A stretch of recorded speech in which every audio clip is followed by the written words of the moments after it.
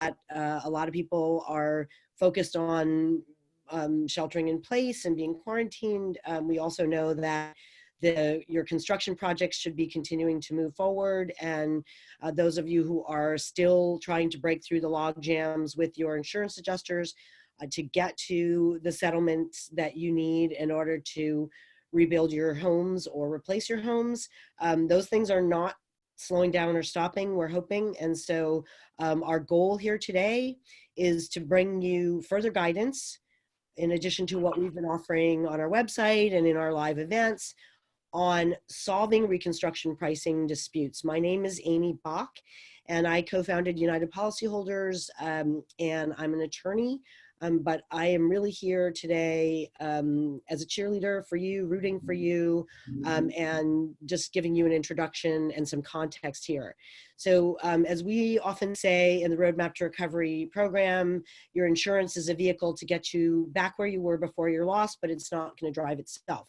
And one of the things that we are doing today is to get you a little bit into the weeds on what for many people is an obstacle to replacing their homes. And that is the insurance company's adjuster or the insurance company has given you an offer, or they've given you an estimate for what they believe they owe you to put your house back as it was. And that estimate is below what a builder has told you or what you believe you really do need to put that house back. And so because that the devil is in the details, Sandy's going to be drilling down into what your estimate should look like, what the insurer's estimate should look like, and how to get those two to be apples to apples so that you can identify where the differences are, why their estimate is low, and how it can be fixed. So Sandy, if you want to just bring up the slide deck, that'd be great. Sure. Okay, let me get there.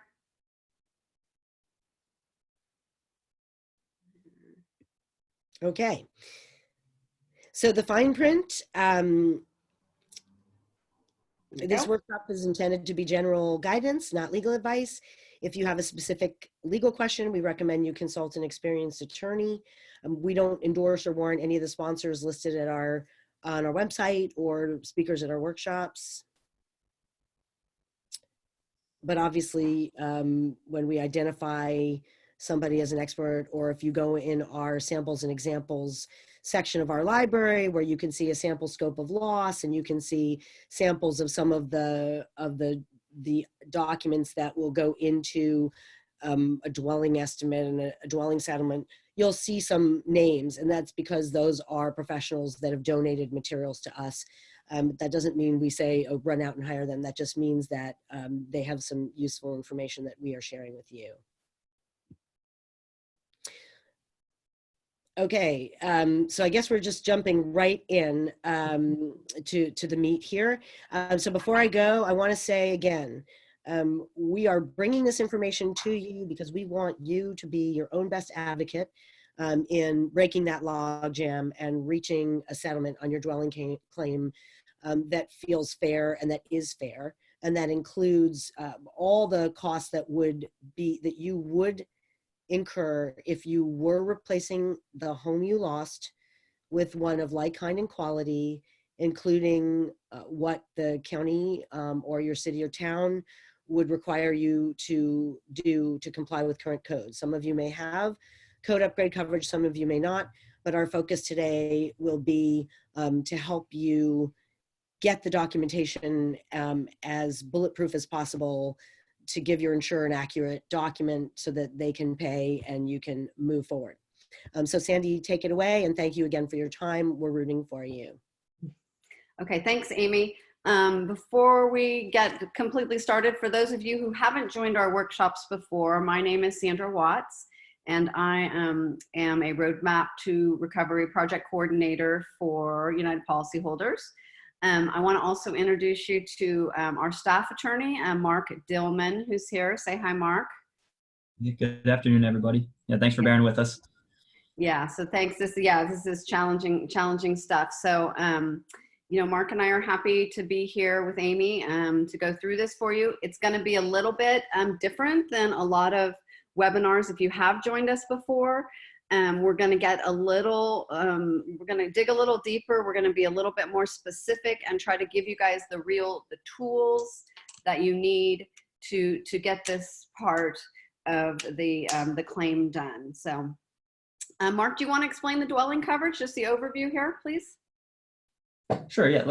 So again, understanding the coverages. You know, at this point, I know it's quite a few years, months out. But again, recapping the coverages and understanding the coverages are kind of important moving forward. So it doesn't hurt to loop back. So coverage A, the big bucket, the dwelling coverage. Again, the big ticket item in your policy, probably the highest limit, the most, or the thing that you are most concerned with moving forward. And that's the main aspect of the coverage that we're going to deal with today in going through the scope.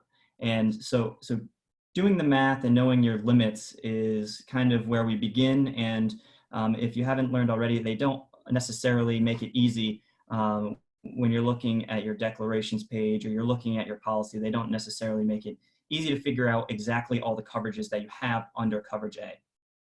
But again, as the bullet points set out here, your coverage A are for your main dwelling, your main structure, the home that you are living in. The next question to ask is, do you have extended replacement costs? Now, what extended replacement cost is, and many of you may have it, many of you may have seen in your policy that you have it, but we've also come across a few folks who have not realized that they do have it. And it's very important to go back and look at your policy to see if you have extended replacement cost. Because what extended replacement cost is that it's commonly, as listed here, 25%, 50%, or 100% over that initial coverage A stated limit on that declarations page of your policy. For instance, if you have a $100,000 coverage listed under your coverage A for your dwelling, for your home, and you have this extended replacement cost for, say, 25%, you're going to have an extra 25% of coverage available to you if you go above and beyond that initial stated coverage under coverage A. Next, what you're going to want to look for relating to coverage A is your debris removal coverage. And this is usually included in the initial coverage A. In your policy, it's listed usually under additional coverages. And that 5% usually means if you exhaust that coverage A limit, your debris removal coverage extends an extra 5% so that you're able to actually cover that cost. Now, I do want to reference, and we do understand that there are debris removal programs which affect this coverage, and you may not be on the hook for that entire debris removal bill if you signed up for a coordinated debris removal, but that's a little bit outside the scope. We may touch on that a little bit later, but that's a little bit outside the scope of what we're looking at today. Next, I want to direct your attention under coverage A, and something that's important, another corollary is code upgrade coverage. And also, you'll hear that as ordinance and law coverage. Now, in moving forward under the policy, what you want to look for in this coverage is, or I guess I should back up for a second. What this coverage does is it allows you to rebuild your structure relating back to any law or ordinance coverages that are put in place since your home was built. If your home was built in 1970 and there have been new ordinance or law thresholds that you must meet, you have to change that this dwelling is put back together, and you want to look for in your policy whether or not you have coverage for these upgrades, because most policies pay you to put the home back together as you had it initially. And again, Sandra will get into that a little bit more, but I'll just touch that briefly. And then finally, regarding coverage in general, is trees, shrubs, and plants. And that's usually, again, it varies per policy, but there's a 5% threshold of that coverage A, and that's how that fits into that initial stated policy limit. Perfect. Thank you, Mark. Okay. So we're just going to go through. I have a few sample declarations pages. I'm sure at this point in the game, you guys are familiar with your declarations, but I really want to stress that what our goal here today, excuse me, is to help you release all these coverages. So we have right here, this is the dwelling coverage A. This particular one is, you know, $300,000, $2,200. This sometimes extended replacement coverage can have different names. This one's called limited home replacement cost endorsement. This is 150%. And then in this particular policy, they tell you exactly what the code upgrade limit is at $75,000. So this is just an example. You know, sometimes just depending on how many webinars you've been with us, we go through this a lot, but I have run into people lately, like Mark was saying, who hadn't realized their insurer hadn't told them that maybe they had this limited replacement coverage or that the building code upgrade. There's a lot of misinformation out there about the building code upgrade limit, and we'll touch on that later, but this is just a graphic. Whoops, I lost my cursor. Okay. This is another one. This just talks about, this is just an easy example, the $100,000, you get, you know, an extra $5,000 here, you get your contents coverage here. So this is just a little graphic. So with the point being that our goal here today is to help you release all these buckets, okay? Knowing your limits is really, really important. We have a little, this is just a little sheet that I use to sort of keep track of all of them. It's a good idea to have something like this, just a little spreadsheet, and then keep that against how many payments you've received.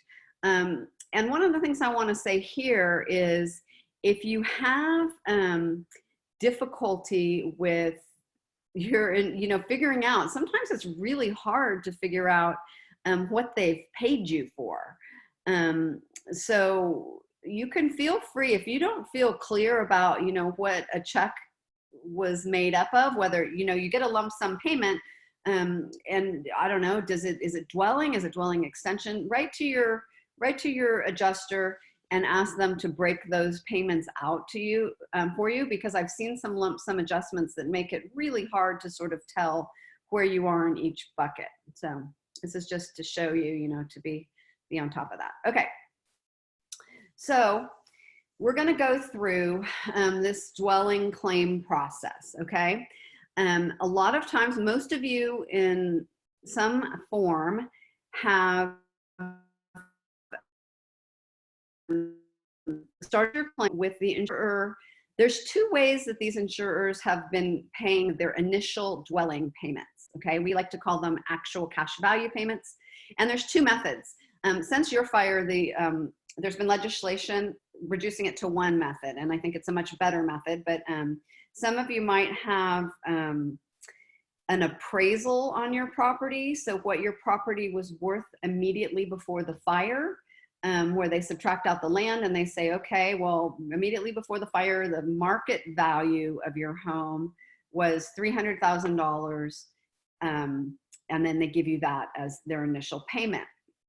The problem with that method, and one of the reasons that the legislature changed this year, is that there is really no relationship in most cases between the market value of a property and the cost to rebuild it. And I think that's becoming very clear to a lot of people as they get estimates to rebuild their homes. I've talked to some people whose, you know, estimates to rebuild their home are like $500,000, $600,000, $700,000. And they said, well, we do that and then we build a home for that amount and then we can turn around and sell it for 4 or 5, you know, so they're just disconnected. So a better way to determine your this first payment, this actual cash value payment, is a replacement cost estimate, okay? So most of you will have received by now an estimate, scope of loss and an estimate from your insurer that reflects the scope of loss for the damaged property, okay? It's a big, thick thing. I hope you guys all have it because we're gonna spend a lot of time on that today. Just to get some of the vocabulary out of the way, the scopes and estimates differ a little bit. A scope of loss is of the line item detail of materials, how many materials, quantities, what kind of work is needed to repair and rebuild what you had prior to the fire. An estimate is a scope of loss with money attached to it, okay? It's got prices for each item. So a lot of times, a homeowner will get this first payment with their exactimate estimate from the insurer, look at the bottom line and say, oh my goodness, you know, this is bad. This is, you know, way less than I need to rebuild. That happens a lot. Really that first payment is just the first payment. And you can go from there. So we're gonna tell you how to go from there. Okay, yeah, and so this is what I was saying. The first check really is a starting point. One of the things that people do still ask me is whether or not it's okay to cash the checks or to sign the check and send it to their mortgage company. It absolutely is, and you should do it sooner than later. I talked to somebody yesterday who'd been holding a check for over a year. They spoil after a while. So if you've been holding on to something for a year, you're gonna need to contact your adjuster, send it back, get a new one reissued. In California, you're not allowed to, the insurance companies aren't allowed to use that check as like agreement that you agree with the amount of a loss. So you can't use it as like a release or anything like that. Okay, so this is your starting point. And think back about how your adjuster reached that first number because it varies widely. I talked to a lot of people and some people say, oh my goodness, I sat down with my adjuster for 5 hours. We went through every room.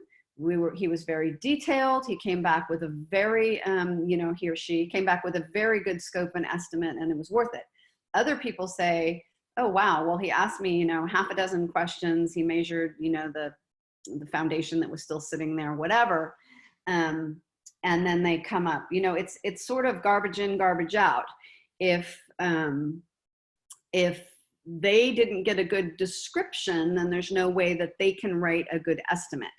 And you're entitled to the actual cost that it would cost to repair or rebuild your home exactly as it was before the fire, okay, plus any additional coverages, including code upgrades, okay?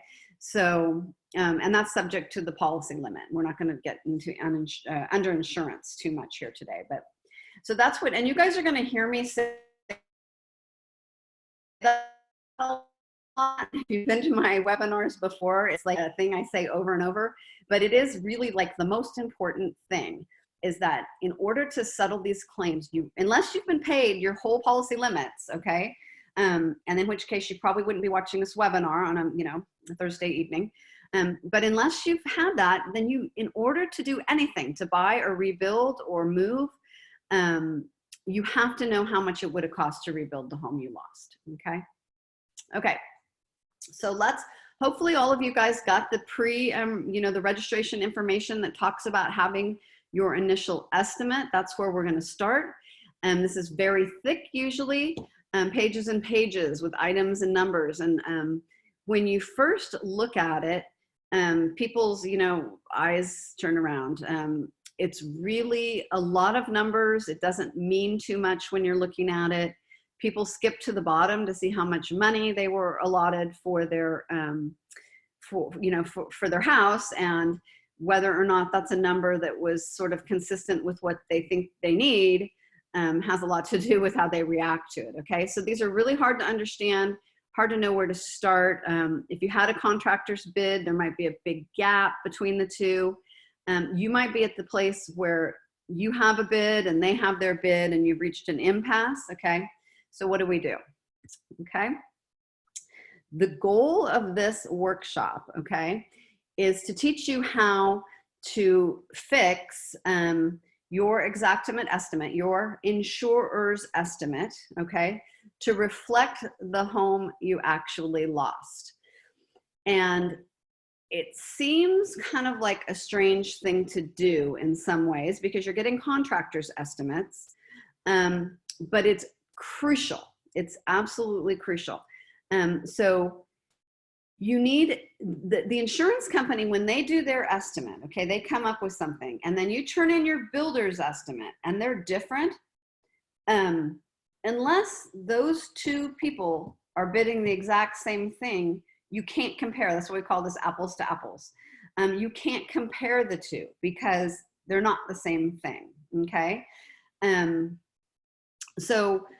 Also, a lot of times real life builders, as you guys probably know, don't use Xactimate. They use, different methods, some subcontractors bids. So we're going to also teach you how to reconcile that yourself, okay?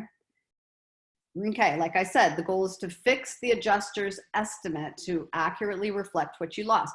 That way, once the adjuster's estimate is fixed, then you can look at the numbers, and then you can have your contractor bid, or you can, get a scope writer or something like that, and you can compare them across the board, and you can see where you're different, okay? So take your Xactimate, usually Xactimate. I haven't really heard anybody that has a different software. Take that big thick thing and pull it out, and hopefully you made a copy so you can mark it up. But what I like to do is, at the beginning, don't worry about the numbers. Don't worry about the prices yet, okay?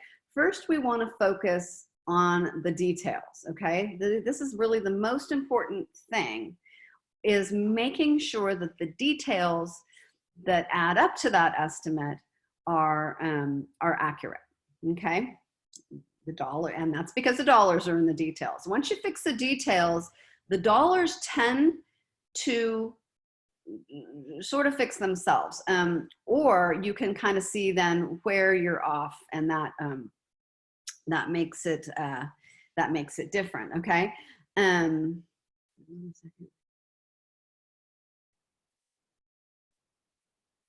Okay, Jeannie, we'll talk about that. The nation, yeah. If your insurance company is refusing to do an estimate that's room by room, yeah, I would probably go to the Department of Insurance, because you can't, there's no way, yeah. And so I'm familiar with Jeannie's estimate, and they like grouped everything together. So there's no way for her to check it. And so Jeannie, we can talk about that. We can talk about that individually. So what we want to do here is to provide your adjuster with as much detail as possible about your pre-loss dwelling, okay? So sizes and shapes, I'm going to have some examples on the screens in the next pages, so don't worry about this. Let's go through how we do this. People who say, hey, they left whole rooms off. They left, I had a 3-bedroom, 2-bath house, and it's only a 2-bedroom, 1-bath house. So you want to check, it sounds ridiculous, but you want to check and make sure all your rooms are there. You want to make sure that the sizes and shapes of the rooms are proper. They have the right number of windows and so forth. Use whatever information you can get your hands on, okay, for both interior, exterior. Be accurate, don't exaggerate, but try to be good. There's a lot of different documentation that you can sort of look for that might help you document. It's very difficult when your house is completely gone, as you guys know. But some people have building plans, with the builder or with the town. People have photos. I always tell people to not just think about photos that you took of your house, but like if you had like somebody's birthday party, and you've got all the grandkids on the front lawn, you might be able to see the exterior of the house, things like that. You can do verbal descriptions with your adjuster. You can look at Google Earth. They have some historical views on Google Earth, and Street View. It's harder for you guys because you're a rural area and there's a lot of trees. So it's a little harder than, like, I live in the city. It's pretty easy. Okay, and then also Eagle View and Draft Tech are more technical things, but Zillow, Redfin, those websites sometimes have pictures of your house, especially if you bought it fairly recently. Okay. Okay. So what we want to do is talk about documenting the pre-loss condition and describing your dwelling in detail. Ignore the contents. Now, what I like to do is I like to do like it's kind of funny, but a visualization exercise. So in your estimate, go to a room that you're very familiar with, maybe like your bedroom, and then start with a room that doesn't have a lot of detail. If you start with a kitchen, there's a lot more to remember in a kitchen than there is in a bedroom, for instance. And what I say is you could just be systematic, okay? This example starts at the ceiling and works down to the floor. You can also start at the floor and work up to the ceiling. But close your eyes and think about it. You know, think about what kind of material, what was your ceiling made out of? Was it wood? Was it drywall? Did it have popcorn, you know, that blown in popcorn stuff? Did it have beams? You know, did it have how many light fixtures? Did it have any, you know, fancy dome or coffer? Was it pitched or flat? And check it against what they have in the estimate, okay? And we'll get to there in a minute. But then think about special things, rounded corners, arches, alcoves. This is when you get to the kitchen, think about cabinets, countertops, built-ins. Also in your room, closets, make sure the closets are there. Doors, trim, okay? So this is like a giant visualization exercise trying to remember. And then I'm gonna show you an example of a scope, and I can show you how you can work on this. But like also drywall has different textures. Did you have like, my house has a very smooth texture. Some people have like a heavy texture. What kind of paint did you have? What kind of floor did you have? Think about lighting. I see a lot of estimates where the adjusters don't have any outlets or switches. They don't cost very much individually, but when you add them up for a whole house, they're a lot. Think about window coverings, okay, and then attached appliance and special items. So keep those in mind. Let's show you here. So here is, when I'm talking about an Xactimate scope, now this is one that's been produced without any of the pricing on it. I like these. If you have an agreeable adjuster, you can call them up and say, hey, will you send me a scope without any prices on it, if they know what they're doing. It's a very, very easy thing. They simply uncheck a box when they're writing the report and they can just email it to you. But so let's look here. Some of the things you're not probably going to think about unless you're in the building trades, things like underlayment or floor preparation and that type of thing. So don't worry too much about those. Kind of think about what's under your floor, but like this particular loss, this is just this is a water loss. It's a little smaller, so it's easier to work with. But they had vinyl plank flooring, high end. This particular homeowner knew the brand and the style of what they had. So, you know, they were able to write it on here. These things like glued down, but then think about your baseboard, okay? It's kind of funny. My first example was from the ceiling down. This is from the floor up, but it's all the same idea. You want to be systematic, okay? And hopefully your adjuster was systematic when they wrote your estimate and did it one of those two ways. Unfortunately, you're probably going to find that most of them don't, that they're kind of jump around. So if you, depending on how you want to do it, you might have to like dig through. If your list is disorganized and doesn't flow that way, you might have to search until you find your flooring, okay? And that also makes it really a lot easier for them to miss things. So that's why you need to be there to kind of, to make sure that you get them in, okay? So think about your baseboard. And then one thing I want to bring up is right here, height, ceiling height. Xactimate defaults, just a second.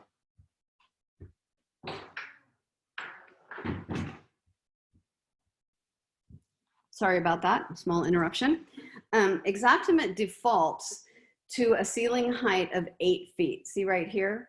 So if you don't have flat 8-foot ceilings in your house, it's really, really important to look and see what's here, because it costs a lot more to do 10.5-foot ceilings than it does 8-foot ceilings. You have to buy longer 2x4 studs. So, and that's a default setting on Xactimate. So it's something that's overlooked quite a lot.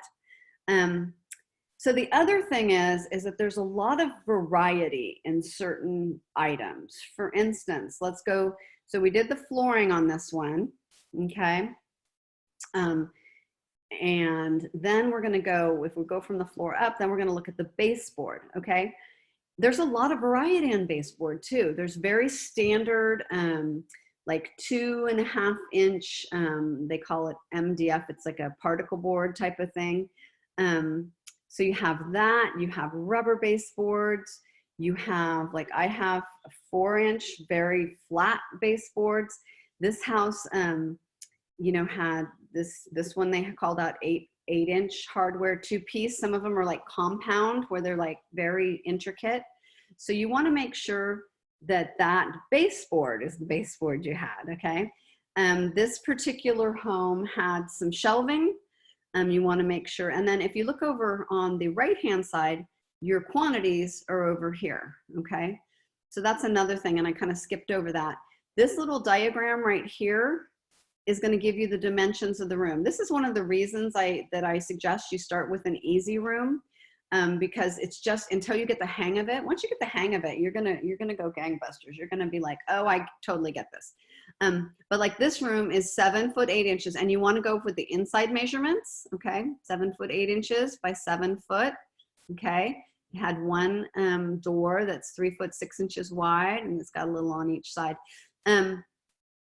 It doesn't much matter where they place the door. I mean, it does when you're rebuilding, but in this case, if you know the width, the length of the wall and the width of the door, it doesn't matter that there's a 1 foot 8 inches on this side and 3.6 on this side.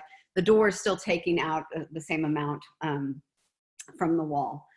So that is really important, because a lot of people, you know, look and they're like, what? They have all my bedrooms as, you know, 10 by 10 bedrooms. No, I had, you know, one of mine was 20 by 15 or, you know, things like that. So make sure, and you probably don't know the exact dimensions, but let me tell you, your adjuster doesn't know any of the dimensions unless you tell them, okay? So, you know, one of the things is people kind of get mad when they start going through this. And I kind of caution you against that a little bit, because for the most part, you know, they're kind of trying, and also, you know, they can only really put in what you tell them. And if they didn't spend a lot of time interviewing you on this, then it's probably not going to be very correct, okay? So then think about your doors, you know, think about the painting, go completely through the room piece by piece. And when we were going to do this workshop live, we did one at the end of January. And at this point, what we were doing is we would stop the presentation and let people go, you know, go through their scopes and mark them up and talk to some of the estimators who we had there. But we can't really do that. Hopefully once this is over, we can, if there's still a need, we can try to bring this back live. It's a little bit harder to do it virtually, because we were doing a hands-on situation where we'd say, okay, you know, let's talk about your door. So we're just gonna have to do kind of the best we can. So what we want you to do, it's on the next slide, is make corrections. So we said, take a red pen, mark it up, okay? I just did some examples here. Oh, our ceilings were 12 feet high. They weren't 10.6. Our baseboard was 12 inches. I'm sorry, mine was kind of messy the way I did it. But just mark it up, okay? And let's see what Margaret said here, Margaret and Kevin. Should we send the adjuster a copy of the actual floor plan that we just got from the town? Absolutely, that's a great question. If you do have the floor plan, and this would be, you guys, this would be really interesting, is to do some spot checking. So this is Margaret and Kevin. They got a copy of the floor plan from the town. Do some spot checking on your estimate and see how close they were. I think you'll be kind of astounded if it's something that you can kind of look at and understand. But yeah, that's the best idea, and ask them to correct it. So what you want to do, if you go through here and you're looking at your estimate, and it says vinyl plank flooring, premium grade, you're like, wait a minute, in this pantry, I had wood floor, I had cedar floors, some are sometimes in pantries, which is different than this. And so you just cross it out, make a little note on the side. If you want, you can do running notes. Like if you want to do like a little narrative to send along, you can do like handwritten notes. You don't have to be fancy. And you change what they have on there. Hold on, let me see. I'm trying to get these questions as they come. We're like, okay, Jeannie, Nationwide sent us an unorganized mess. It's not room by room.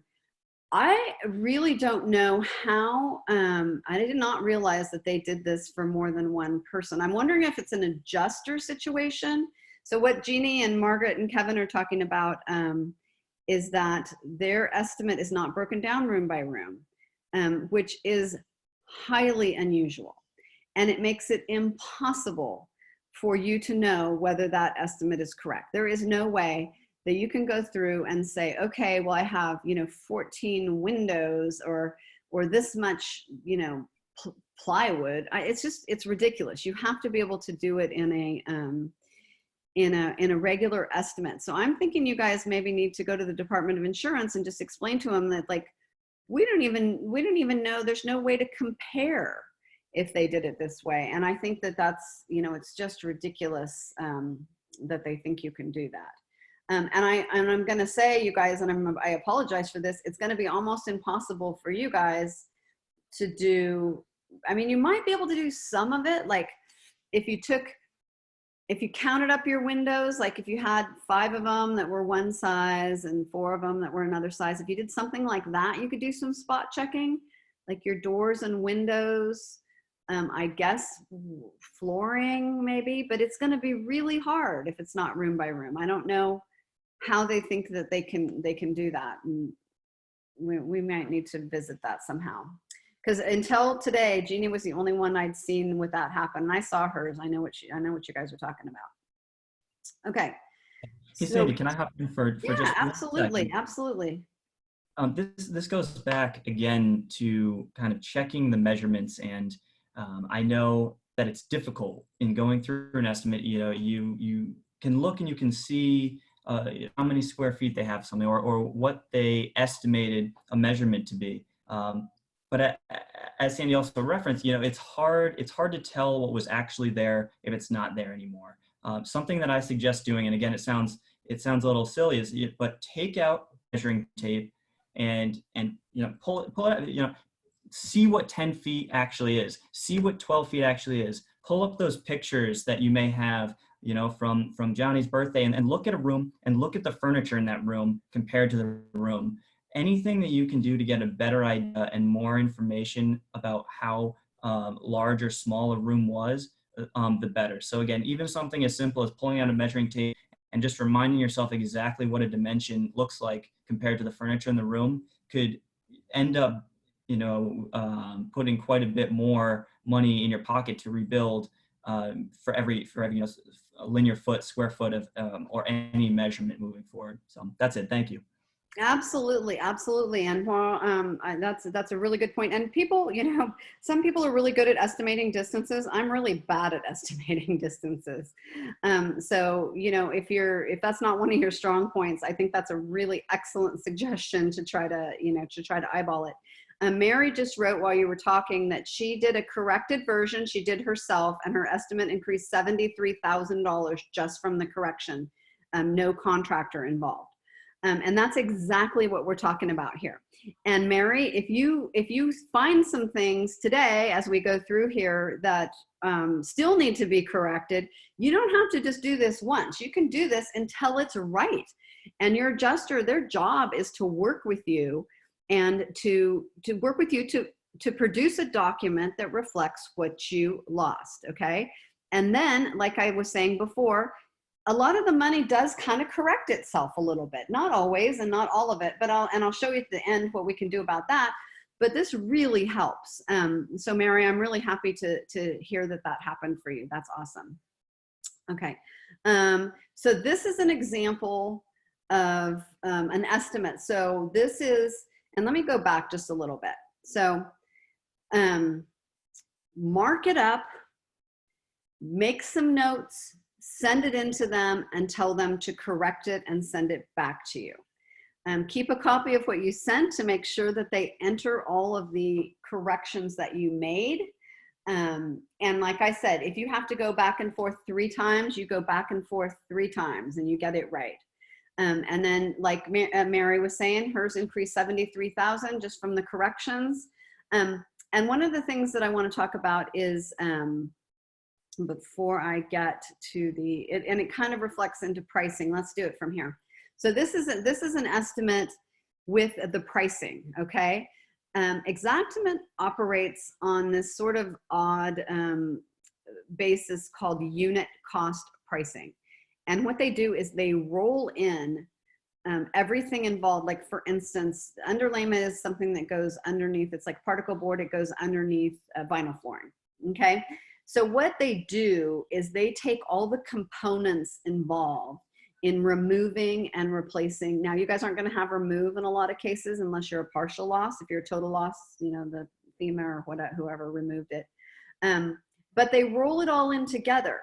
And so they say, okay, well, in this case, it's 76 cents a square foot to remove it and 179 to replace it. Well, this is the actual materials and labor.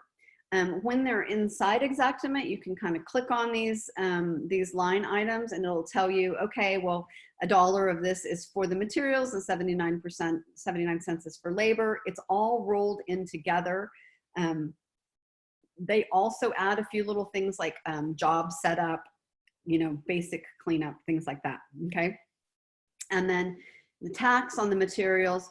This O&P is overhead and profit. The your general contractor who builds your house is entitled to 10% overhead and 10% profit. Overhead is so that they can pay for things like workers' comp for their employees, you know, fill the trucks with gas, and so forth. And then the profit is the profit that they make, because like if you have like here 79 cents of labor to put it down, well, that's for the guy who's actually putting it down. The contractor takes all the risks, so he gets his profit here. That gives you your price. So that's and what that is. These are the two prices. Whoopsie. Prices, and they just multiply it by the quantity that you need to get your total. Okay, so what I want to talk about on this, and this is one thing that's going to change your pricing quite a bit, is qualities of things like flooring. Like one of the ones that's really big is cabinetry. There is an infinite range of cabinetry costs. Okay, as you guys probably know. And so you want to get as close as you can. But sometimes it just says vinyl plank flooring and it doesn't have this premium on it. It just says average. Well, that lowers this cost, this actual, you know, material cost quite a bit. So you want to make sure that what they've called out in terms of quality is reflective of what you lost as well. So just, you know, if it says nothing next to it, if it doesn't have anything here, that means it's just regular, just average grade. So if you had something better, or if you had something, you know, maybe a little bit standard is less than average. And then they have premium, and they have, trying to think of the other, they have some other terms. And then, you know, if you get into things like your kitchen cabinetry, make sure that they have like the type of, if it's wood cabinetry, if it's like say oak cabinets, make sure they have oak, make sure they have, if it's white oak, make sure they have that. So really drill down, look at each of these pieces. And then as you change them, like if you change the square footage of the room, then automatically this total is going to change. Okay. Which it just flows one from the other. If you change the quality of your flooring, this total amount's going to change. Okay, so that's how Mary got her $73,000. Okay, so what I would think you guys should do when you ask for when you send your estimate back and you ask for them to make the corrections, ask them if they will send you both a scope of loss without the numbers so you can look at it, and an estimate with the prices on there. And there's a couple reasons for that. One is, to me, it's easier to look at the details here This to me is so much cleaner. You don't have to worry. Sometimes people get sort of sidetracked by the money. And it's to me, this is easier. Also, if you get a scope of loss like this, you can make copies and give it to contractors to bid the loss. If you're going to rebuild, you can give that to contractors to bid the loss, and then they're going to have like a much easier time doing their bid because it's going to have the quantities right there. Okay. So ask them to send you that, to send you both. Okay. The other thing that you should ask them for is a trade summary. Okay. Trade breakdown. What this does is this piece takes all the components. So like this is all flooring right here. Okay. This is all flooring. And it groups it by type. So then we have flooring. In this case, it was floor covering vinyl. Okay. And the purpose for this is when you get a contractor's bid, what I recommend doing before that, let me step back one step. When you're asking a contractor to give you a bid, okay, say you're rebuilding, and we can kind of talk about buying scenarios. You need to get this exact same information on the buying scenarios, but most of the time you're not gonna have a contractor. You probably need to hire someone like an estimator or scope writer to do that for you. But what I like to do is to take and put a piece of paper over these numbers, okay, and photocopy it, and then give it to your contractor so that when they do their bid, okay, they can group those items in the same way so that when they come back and give their bid, you can go, okay, this is a State Farm estimate, cabinetry, $33,000, okay? And then the contractor has $45,000, okay? And then you go down, cleaning, we're only 100, I'm pretending here, but we're only $100 apart on cleaning and contents and this, and you can go through and identify those areas where there's a big difference in price, okay? So that you don't have to spend, if you're $100 apart on cleaning, maybe you're $100 high here and you're $100 low here, it kind of evens out, right? But if you're, $15,000 apart, that's something that really needs attention. And you can just identify and focus on those areas where your values differ. And most of the time when we do it this way, we find that, I've been going through a bunch of these. You find that kind of roofing differs, hardwood floor differs, cabinetry differs a lot. And almost always the cabinetry and roofing is usually a measurement issue, but like cabinetry and flooring, it's usually a quality issue, okay? Exactum, it's very limited. Even though they have quite a few different options that the adjuster can choose from, they don't have the infinite number that are available. So what you might have to do or have your contractor do is say, okay, well, we had, solid wood, oak wood doors, and we had this, or you might even know the brand or the manufacturer of who you had, and then you can go and get a subcontractor bid, okay? And then that subcontractor bid in most cases is gonna support, either one side or the other, or maybe it was somewhere in between, who knows? So that's really, really important. And then your contractor can kind of organize their bid in the same way. It allows the adjuster really a much easier way of doing the comparisons, okay? Okay, and like I said, this goes a lot faster. If you guys have any questions and you want to jump in, do you guys have any questions up to this point? Is it making sense to you? Because I can go in deeper. Like I said, that we had a kind of a long time scheduled. Okay, Donna raised her hand. Let's see if we can get Donna. Let me see if I can get you to talk here, Donna. That would be awesome.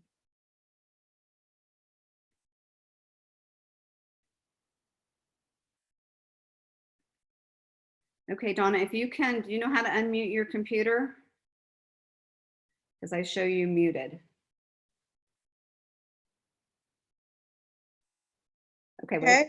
Yep. Now I can hear you. Awesome. Awesome. Hi, Okay, Donna. my husband, Bruce, is going to ask questions. Okay. Thank you. Hi, Bruce. Hi. What if you've already pretty much gone through the scope, found a lot of errors, notified them, and they've called the insurance adjuster, and they say, well, no, it's too late. We're not going to, right now we won't make the changes. Too late? You Well, want- they're saying they don't want to make any changes until we either rebuild or replace.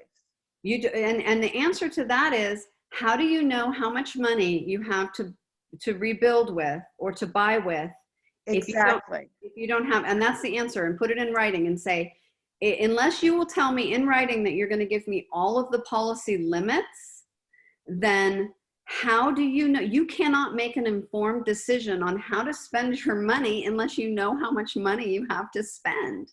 Exactly. Yeah, well, we've said that a few times. So, yes, we did not know we should have sent back the thing, the report or scope of loss. Corrections, we had done it over the phone. My husband had done it over the phone with the man that went over it. They pressured us to get out there. I was going to meet with him out there, but ended up in the hospital. And he said, well, I'm here now and I need to do it. And I said, well, go ahead. And then another gentleman went over it, and that's, he went over it with. So there On was the two phone. people, yeah, on the phone, but we didn't know they should have sent us back a new scope Yeah. with the Even though the scope changes. even would. Yeah. So should we ask for that now, even though we don't know if we're going to rebuild? But Absolutely.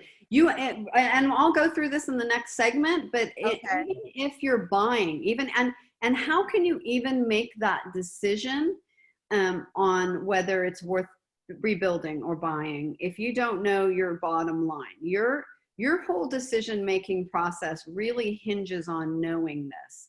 Yeah. And unless they have an accurate scope with an accurate amount, unless they're going to say, hey, you can have the whole policy limits if you spend it, then you can't do anything and your hands are tied. And on that case, I would go to the Department of Insurance, because they really do need to work with you. They can't just say no. The last we heard was we needed have our contractor make up a rebuild estimate. Or get someone to do an estimate. Yes. And they're not going to, they won't even fit theirs. But why would you do that if you don't even know? Right. Yeah. So they have a duty to investigate the claim and to. Okay, we'll press on that then. So I would really push them. Yeah, Okay. really press it and say, what basis are you doing this on? Yeah. Okay, we have a couple written, but thank you. You guys have any other questions before I mute you here again? Okay, awesome. Thank you. Yeah, keep on them with that. Keep on them, because that's not fair. And ask them if they'll reimburse you, if they're forcing you to get another estimate.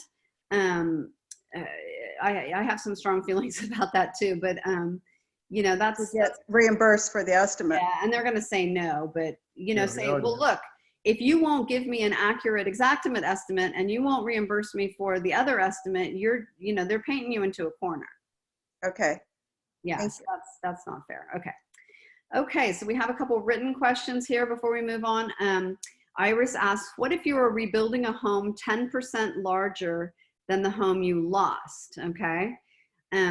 And what if the insurance company disregarded your bid on the original plans and wants a signed contract? Okay, so it's very clear that what they owe you is the cost to rebuild the house you lost. They do not owe you that extra 10%, okay? They also can't completely disregard your bid, okay? They can't do it. The insurance code says the California insurance regulations, Fair Claims Practices regulations say that if you submit a bid that's higher than their bid, there are three options. One is pay the difference, okay, which they're not going to do. The second one says, if the homeowner asks, you have to ask. I recommend not asking. But if you ask, they have to give you the name of a local licensed contractor who's willing to do the work for their price. Okay, there are certain situations where that's a good idea, but most cases not. And then the third option is that they do a reasonable adjustment of the claim, of your estimate. Okay. They cannot simply disregard the bid that you have on the original plans, okay? And go back to them and say, you can't do that. The signed contract, I mean, this again, the only time that I would say, Iris, that this, they could do this, if they're gonna promise you your full policy limits, okay? If they're like, hey, as soon as you sign it, you're building a house that's bigger, we know we're going to owe you all the policy limits. As soon as you send us a signed contract, we're going to pay you the rest of your limits. If that's what they're going to do, then that's fine. But again, if that's not what they're going to do, then how can you sign a contract if you don't know how much they're going to pay you? I don't understand how the adjusters can do that. So that's what I would do. Go back to them exactly like that. But you're also, don't give them a bid for the house you want. You have to give them a bid, and it sounds like you did on the original plan. So you're doing it exactly right there, Iris. Okay, let's see. We have another one here from Margaret. Our adjuster says we can't put things like the code upgrades in our estimate. Okay, so that's true. The code upgrade bid has to be separate in most cases. It just has to be separated out of the bid. It's generally an additional amount of insurance, so it behooves you to do that. And then they say also things like having a porta potty for the workers while they're building. The adjuster says those kinds of costs can only be paid or counted as costs are incurred. No, that is not true. They can be in the estimate. They can be in the estimate. They're all the costs associated with putting your house back. And I don't know where some of these adjusters get the idea that they call them soft costs. Those should just absolutely go into the estimate. Most estimates have those. I'm going to skip the question about the dead tree removal, except to say that usually your 5% tree limit is all you get. We just did a thing up at Paradise Town Hall a few weeks ago talking about this. Generally, the only relief you're going to get from your insurance policy is the 5%, and that's for removal, that's for replacement, and the whole bit. Okay, Amy says, I haven't received a scope or an estimate yet, and we're in the process of rebuilding. I'm hoping for the best. That's scary for me. What if when we finally get an estimate and the details are accurate, but just too low? Building prices are so much higher. That is a big leap of faith, Amy. I don't know, have they said to you that you might get your limits? Again, they have a duty. There is something called a homeowner's insurance bill of rights.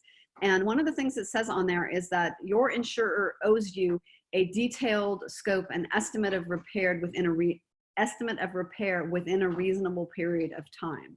So that's the law. So, and I've seen a couple, it's kind of weird to me, but I've seen a couple of insurers who haven't done anything. They're just like, go on. So Amy, I would push them, and I would, before you get really deep into this building process, and I don't know how much they've given you so far, but I would really push them on that.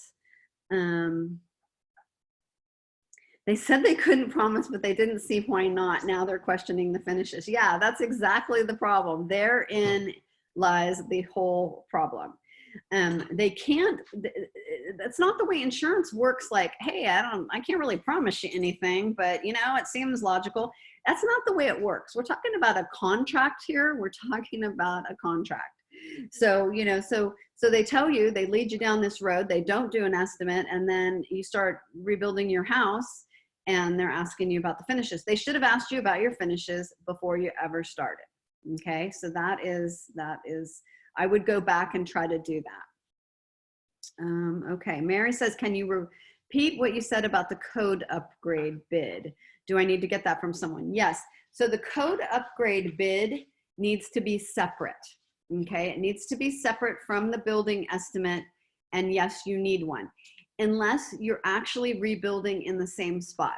If you're rebuilding on your same spot, a basically same house, you don't need to do that.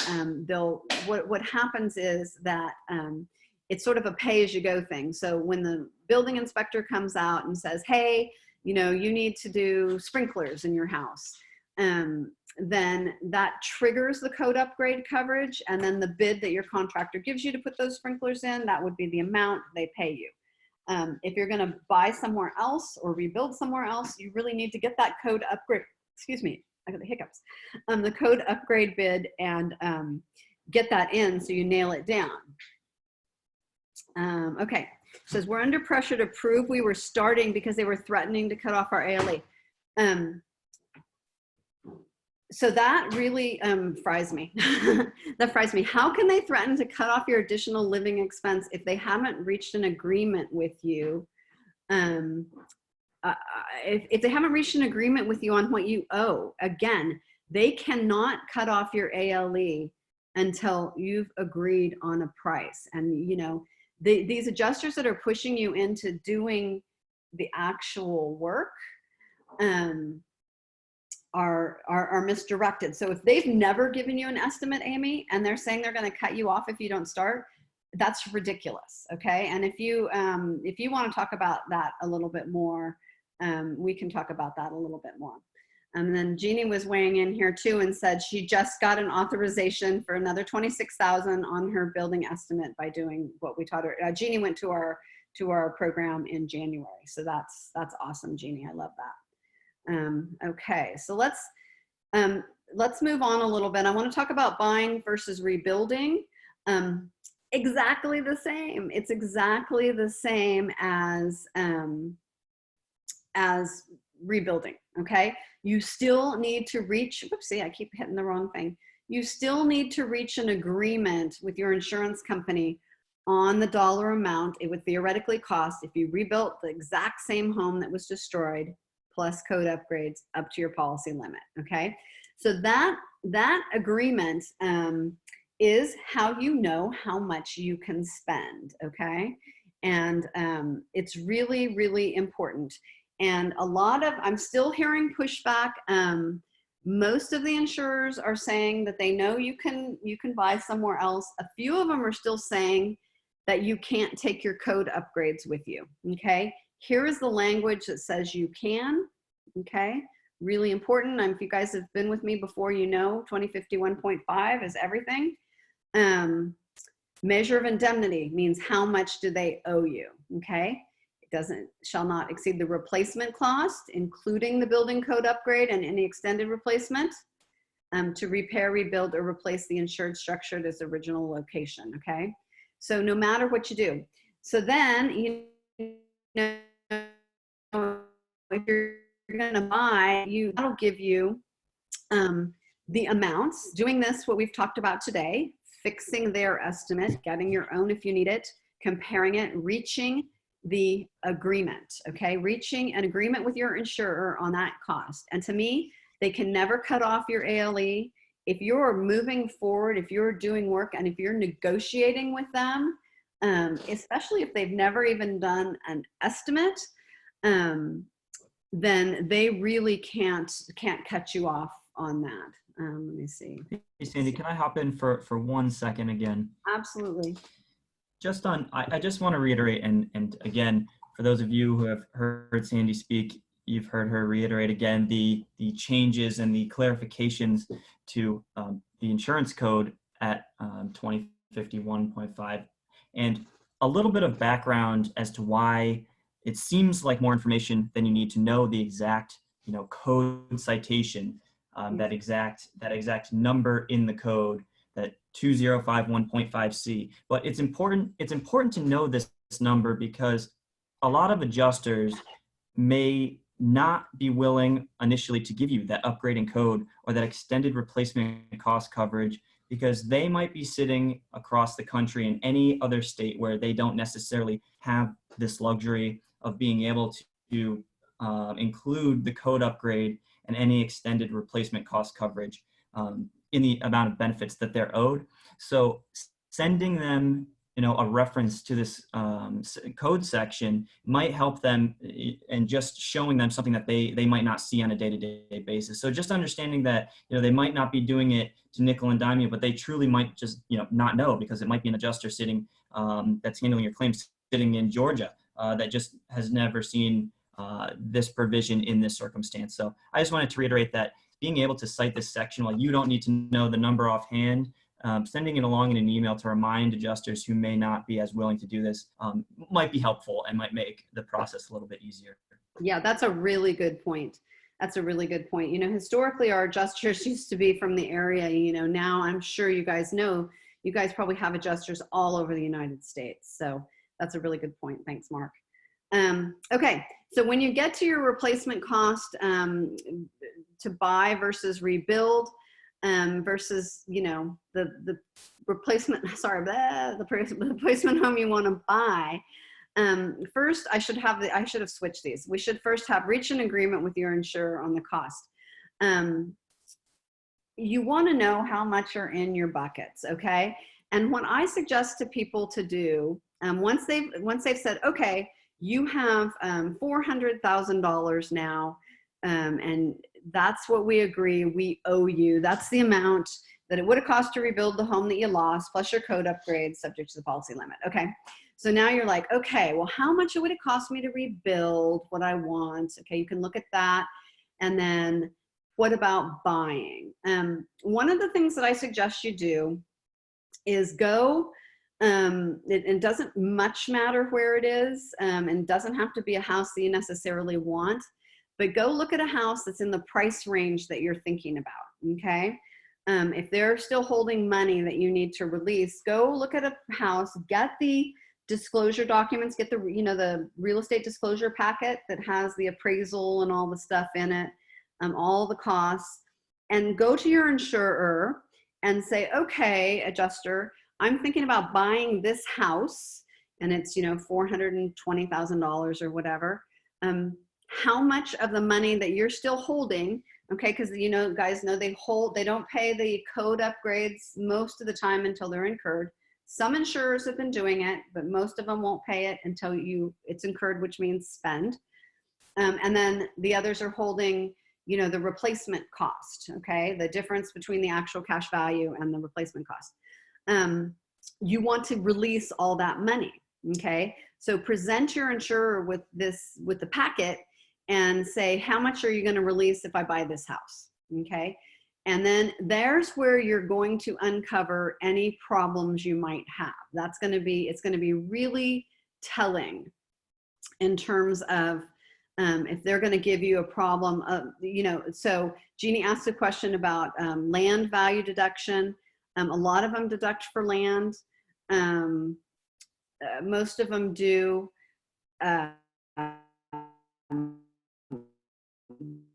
So, we can go through that a little bit. What's she asking?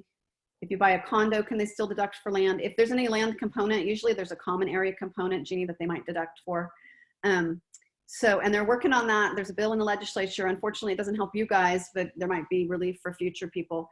But then your insurer, if they're going to say, if they say they're holding an extra $100,000 and you buy a house in the price range you think, and they're like, oh, well, we're only going to give you $50,000 because, this amount is for, some of them are doing weird things with detached buildings, pools. There's all sorts of weird things that they do. So if you do this, like preemptively, like before on a property, and find out, you can argue out those issues before you find a house that you love. Because the worst thing, and I've heard a lot of people have done this, is they've got this pool of money waiting. They go and they find a house and they love it. And then they turn the information into their insurer and all these things come up then, and then they lose the house because the insurance company is sort of messing around with them on a lot of things. So that's what I suggest you do a sample. On the land value deduction, you can really negotiate. There's nothing. A lot of them are saying, well, we must use the tax records, and the others are saying we must use this appraisal and we must do this. There's nothing. We're not even sure land value deductions are proper. We don't really think they are. So there's nothing that says you have to do it a certain way, so you can negotiate to your benefit on that, okay? Okay, so these are ways. Does anybody have any questions on buy or rebuild? Are we good on that? Because I know a lot of people are moving. Okay, let's see, we got a hand raised here. Let's go back. Whoopsie. Oh, I lost my page here. Hold on. Okay, Donna, go ahead. Okay. We have been in contact and by email with our adjuster and told her we weren't sure if we were going to rebuild or replace, and we were looking at both. Okay. The last thing that she wrote on replacement, she wrote, purchase a replacement home and submit your closing costs showing the amount paid. Once we have that, we will review to see what the known code-related costs would have been and what we have already paid for the replacement of the home. If Okay. you spent more to replace the home than we've already paid, then we would consider the additional amount you paid or the known code-related costs, whichever is less. I'm not going to go out and buy a home without knowing. Absolutely. And so she's backwards, and a lot of these adjusters are backwards. She's talking about the codes on the new house, right? Yes. Yeah. So the codes on the new house mean nothing. They're nothing. You can buy a house that's up to code. You can buy a house that's not up to code. It doesn't matter. What they owe you is the cost it would have cost to bring your old house up to code. So say you got a code bid for your old house that was $50,000, okay? Mm-hmm. And it was within your policy limits, okay? So you've got $50,000. They hold that, okay? So all you have to do to release that when you buy a house is spend it. Okay. That's it. That's it. That I understand. Yeah. So they don't, they can't say, oh, you have to spend it on sprinklers or you have to spend it on, you know, low energy efficient windows, blah, blah, blah. It doesn't matter. But the closing costs, that would mean I was actually buying that home where you're talking about a disclosure packet. Right. Right. Now, the closing costs can be part of the cost to replace your home. So I'm okay with that. And those, you know, those are based upon how much you spend, right? So those but that would mean I've already bought the house, but I don't really know the total amount that they're going to pay. I don't want to go into right. You writing, can't. Right. Yes. You can't do that until you know what they're going to pay. So we're going to work on the estimate you suggest first, yeah, and then find a house. And get a code disclosure packet is different than closing costs. It is. It is. And know that those closing costs are going to be added. But see, that's exactly, so what you just said was exactly what I'm talking about in terms of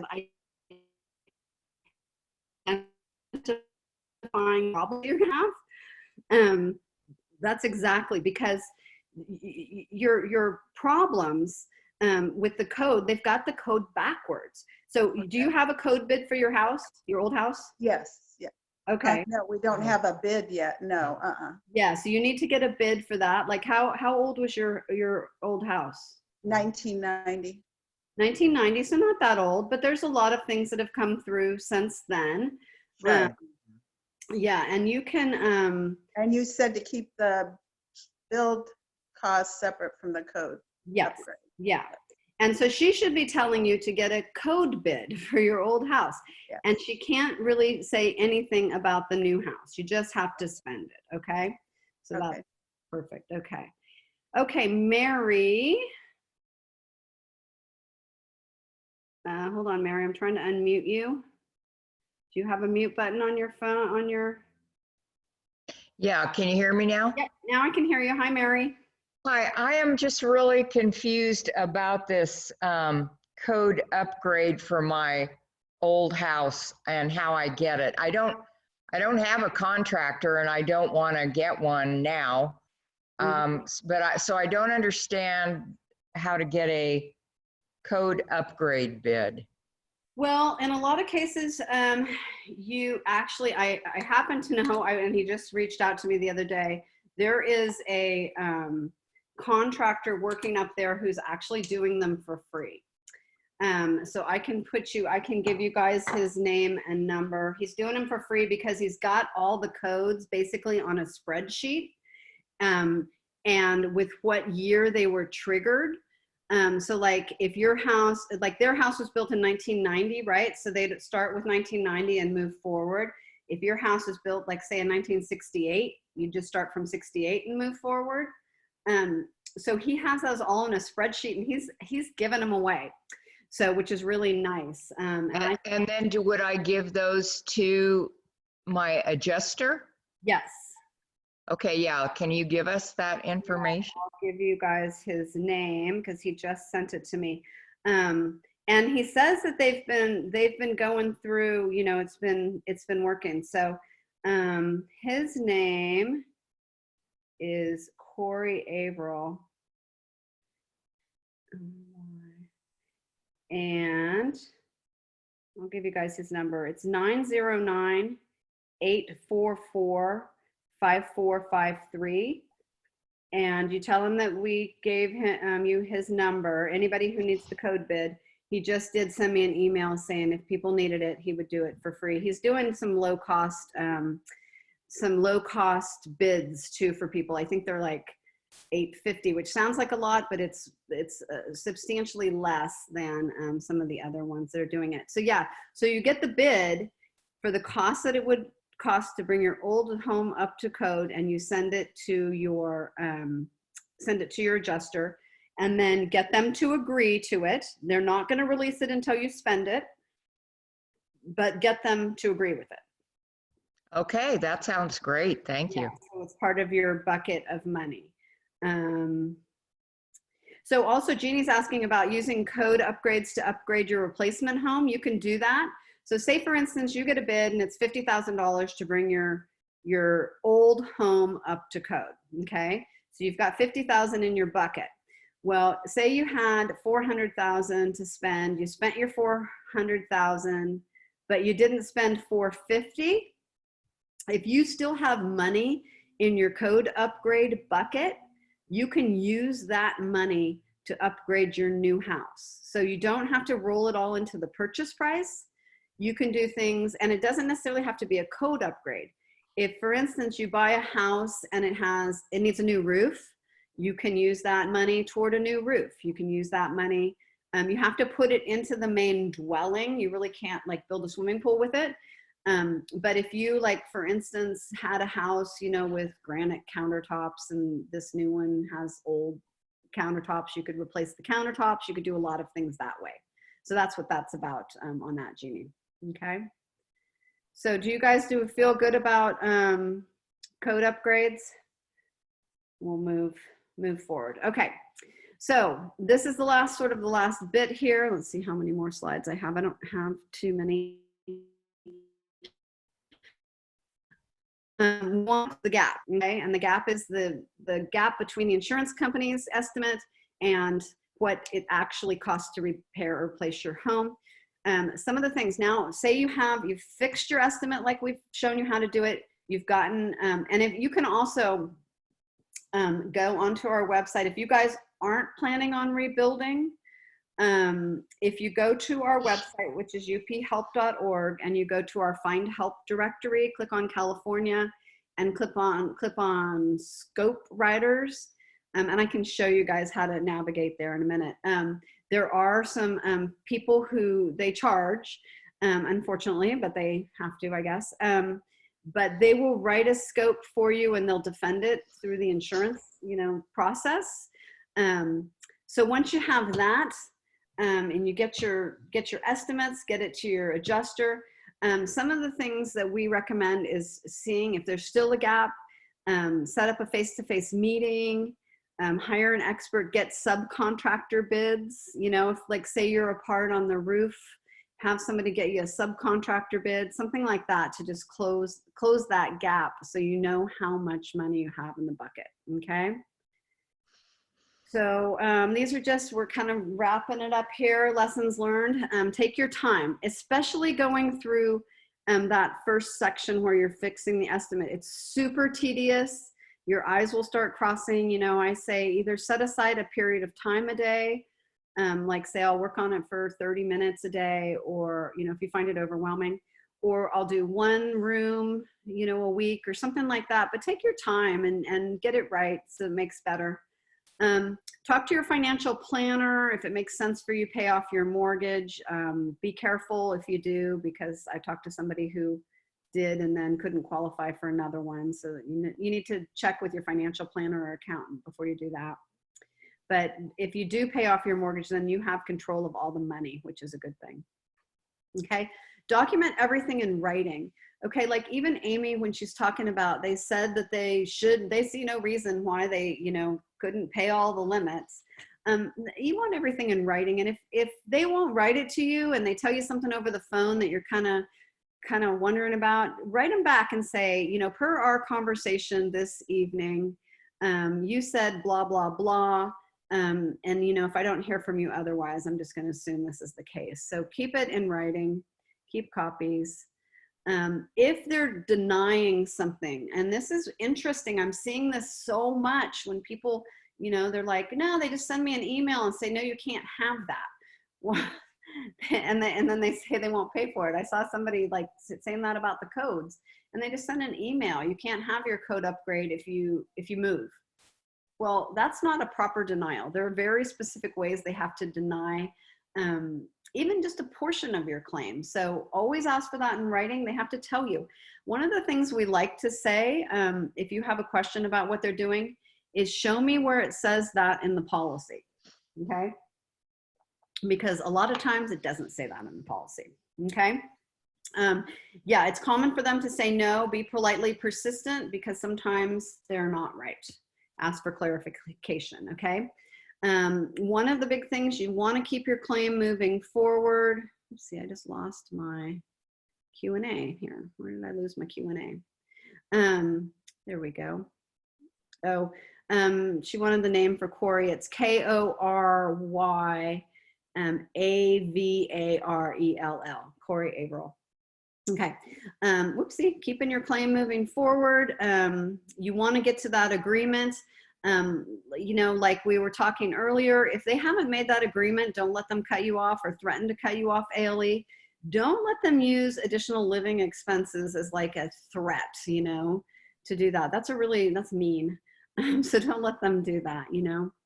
A lot of times, a lot of problems we see where people are saying we can never reach the agreement is that you're not comparing apples to apples. So make sure that the estimate you get, like if you get a contractor's estimate, and if you're going to rebuild, this is a tough one because your contractor does not want to write an estimate for the home you lost. He just wants to tell you how much he's going to charge you for the home he's going to rebuild.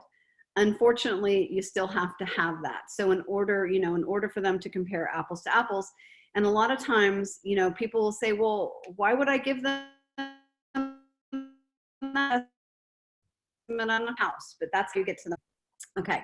This is just a little example of a statement of loss, summary of loss. This one happens to be like a bunch of mistakes on it. There's a bunch of mistakes. So the moral to this slide is only check your math, okay? Check their math.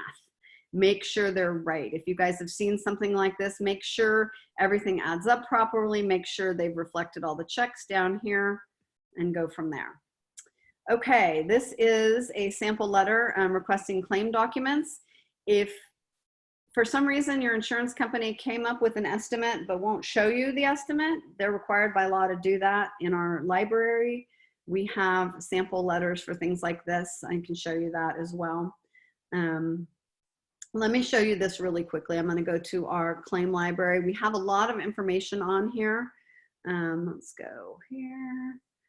Go here. So our website is uphelp.org. Hold on. Whoopsie. Hold on. I'm going to stop sharing and then start sharing again. Hold on. uphelp.org. Okay. So this is our website. I like to show people. We have dedicated pages for the different things that have happened. Here's the campfire. I think most of you guys are campfire, but if you're North Bay or Southern California, you've got pages. A lot of stuff is on here. You guys have probably seen it. Previous workshops, and I'm doing webinars, and I'll show you that in a minute, but previous workshops are recorded. They're on here. Okay, what I want to show you, find help. So this is where if you need help, you can go and find somebody. We recommend, we have also tips on hiring professional help that we urge you to read, like how to interview, how to find somebody you like.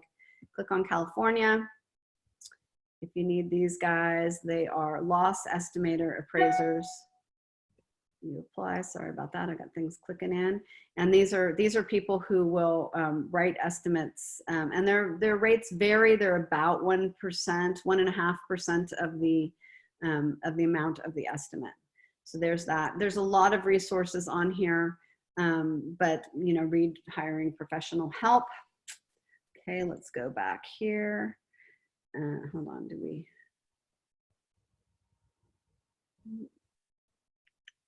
sorry, I have to go back. Let's go back here. Okay, these are just a few of the things that you can read on there.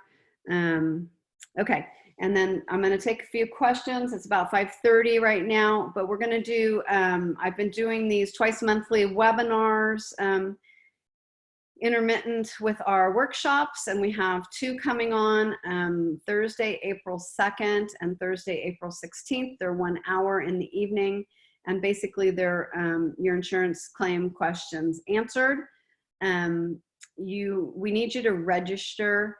So you go online just like you registered for this. They're a little bit shorter. You can also, and I forgot to put it on here, I think it's on our homepage, you can send questions into Mark at uphelp.org. So in advance, and we like that. Yes. M-A-R-K, yes. But oh, I'm sorry. What correctly, I'll say. Yeah. Sorry. Keep going. Did I spell it wrong? I'm so tired for some reason. No, you didn't spell it. You didn't spell it, but I know that was a common question that we've had. Okay. M-A-R-K, yeah. Okay. So we urge you to write in, because one of the things we do is we like to keep these webinars topical. I like to present information based on what people's actual problems are. So if you write in advance, that helps. And so that we can get that. If not, you can come and join and just do it like we have. So if we have any, these are, and I'm gonna let Amy say a few words here at the end, but if you have any questions, let us know. And Amy, go ahead. Thank you everybody for being with us. I'm gonna let Amy wrap it up, and you seem to be muted here though, Amy. Can you unmute? Wait. See. Whoop. Okay, well, I just wanted to say thank you to all of you who dialed in, and to Sandy and to Mark for the good information, and just to give everyone again sort of that we're rooting for you, that we are here. We've got the 2 more coming up scheduled in April, but that if you have individual questions, you know where to send them, info@uphelp.org. But I think we can sign off. This has been somewhat of a marathon. So good job, Sandy. Our library is always there for you, 24/7, help.org and /camp. And again, in the library, you will find the documents that Sandy was referencing. You'll find a sample scope of loss, a sample trade summary breakdown, and examples of what your paperwork should be looking like. And just to close, I heard questions about my insurance company is saying this and doing that. And the bottom line is you always have the right, as Sandy said a number of times, to file a formal complaint by calling 1-800-927-HELP to get a complaint on file with the Department of Insurance. It doesn't cost any money, and it does get the attention of higher ups at the insurance company. When a complaint comes into the department from a consumer, the department will get in touch with the insurance company, and it almost always gets more attention because of that. So don't be afraid to flex your consumer muscle. That's what we're here for, to help you do that. And good luck, and thanks again. Okay, thank you all for joining us. We really appreciate it. Let us know if you have any questions, and good luck. Okay, good night.